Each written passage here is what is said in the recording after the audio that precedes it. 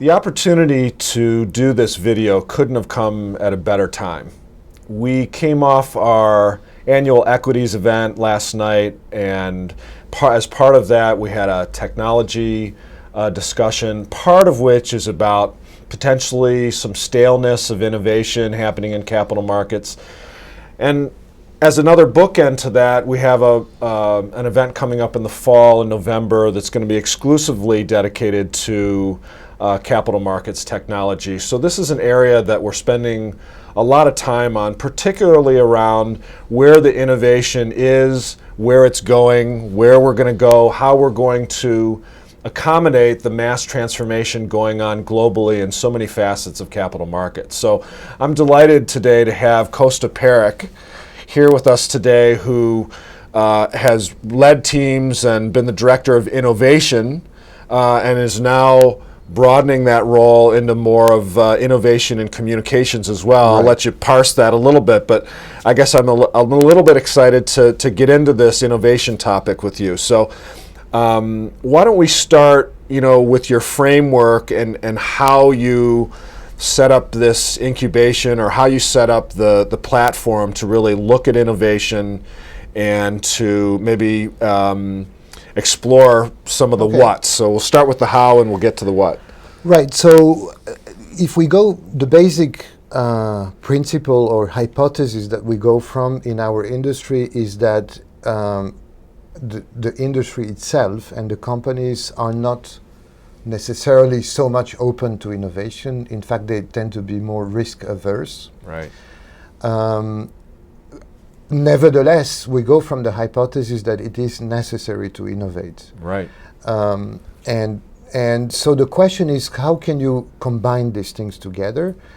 And I use a metaphor. I love metaphors. So you catch the spirit of it. So if you consider this industry like a castle, and I come from Europe, so we have these medieval castles, with thick walls, built to last for centuries and built to resist to invaders, right? So if you consider that in this analogy to be the core business of the industry, innovating within the castle is not necessarily easy, because the mindset in the castle has to do more with optimizing, doing more volumes, and Right. so, but innovating is not necessarily the mindset. So how do we do that? Right. To follow the analogy, when we were kids, we played in the sandbox. Mm-hmm. So why not create a sandbox outside of the castle where you can actually experiment? Because innovation, the first premise of innovation is you got to experiment. Right. You got to try something to understand whether it is going to work or not. And that's what the sandbox is, because you can experiment in a safe environment, exactly like when we were kids. Right. We were playing in the sandbox. The parents were around, making sure we didn't do too many stupid things. Right. Well, the sandbox here is the same. You protect the brand, you protect the investment, but you try something, and then if it works out, you bring it back to the castle. So the sandbox is this incubator, in fact. Right. And the way it works is there are many ingredients to it. I wrote a book, The Castle and the Sandbox, that explains many of these ingredients and how we did it. But the book is really about trying to extract the key characteristics of the sandbox so that other people can actually try to do it. I'm curious, before we move on, just about this sandbox in the context of the castle, Yeah. and the fact that innovation potentially puts the castle at risk, because it takes maybe quite a bit of courage to be extremely experimental. I mean, some of the technologies that we benefit from today were from way out of the box thinking, where you had no governors, no holds barred, right? You didn't even have, the sandbox was a vast beach. There wasn't, this idea that we've got these nice clean ring. I guess I'm just wondering if, in your estimation and your experience, this is sort of the happy medium in the context of the castle. I mean, some of the innovation is going to happen outside of the sandbox, but this is maybe the happy medium. In fact, I think, let me try to get at it from the following perspective. I think it has to do with scenario planning. To your point, some innovation is going to be, let's say, incremental. Some innovation will be disruptive. And I think in the sandbox, you should pay attention to apply all these scenarios, up to and including very disruptive scenarios. Because even if it is only to understand them, in fact, to simply explore what these disruptive scenarios may be, and explore and understand it. Let me use an analogy that everybody will understand again. In San Francisco, a small startup called Uber, U-B-E-R, started this app on the iPhone connecting people on the sidewalks with some drivers that can come and pick them up just because of the technology. Mm-hmm. But can you imagine what this does to the regular cab industry? Yeah. I mean, it's quite disruptive. Sure.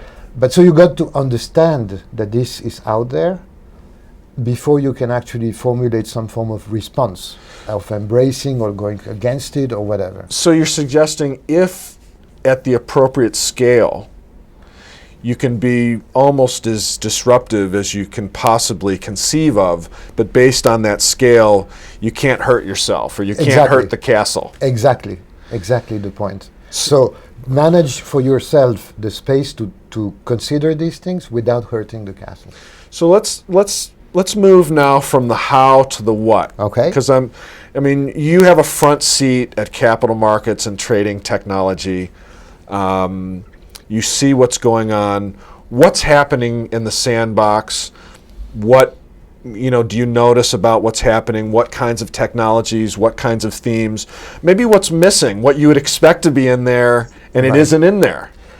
Okay. So first of all, I think, and by observing, I think there is some major changes happening driven by technology. Yeah. Just we have to understand that the big data explosion, cloud computing, authentication methods, mobile technology, the hyperconnectivity, all of that has the potential to disrupt what we do every day.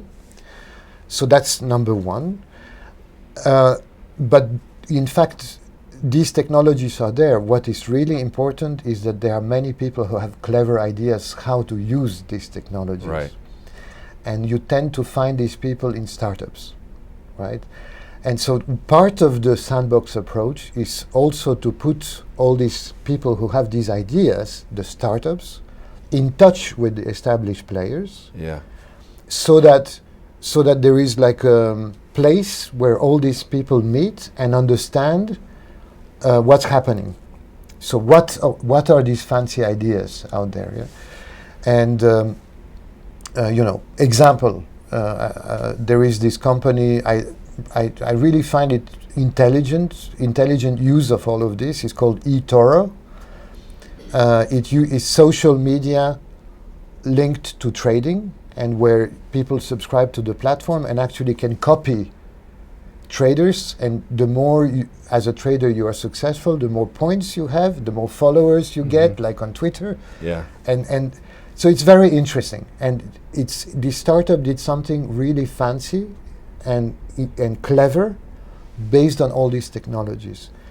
And so putting all these players together, the startups, the young guys or not young guys, I have seen startups with people as old as me, having fancy ideas, getting in touch with the established industry, and a lot of sparks happen then. And then you can see on one hand understanding, on the other hand planning, and at the end I have seen some acquisitions of these startups by the established players.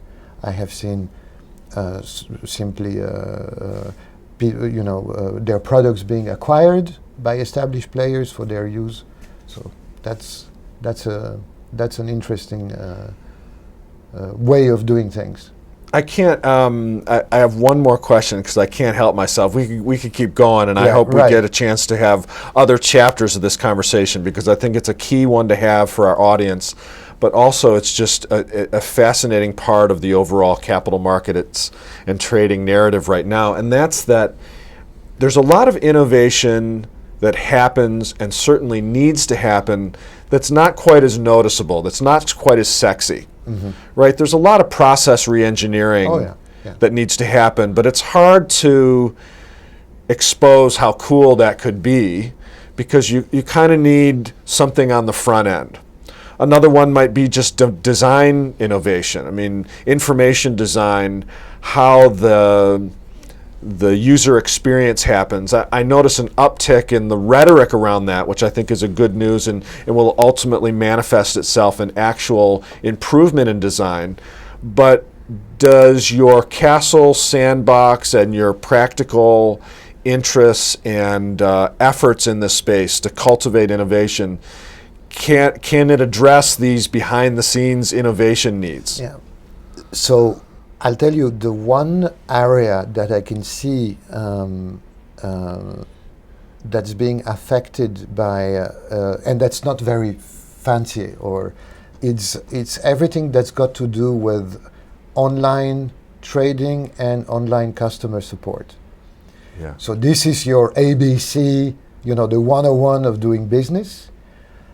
It's being innovated from many, many perspectives with these technologies, social media, right, and the hyperconnectivity. Right. It's the collaboration. The collaboration. It's incredible the amount of innovation done in this thing that is not very visible, not very sexy, pretty basic, boring. Pretty basic, apparently boring, but an incredible amount of innovation is happening right there. Right. In this. So yeah, I mean, of course, there is no. In other words, people always tell me, is innovation always at the forefront? Looking so much in the future. No, there is innovation right now. It's a portfolio of things where there is, quote, smaller innovations, but are as important as the big disruptive things that come. Yeah? So. This is an absolutely fascinating conversation, but we're going to bookmark it there. Okay. I hope to have more. It's a topic that we care about.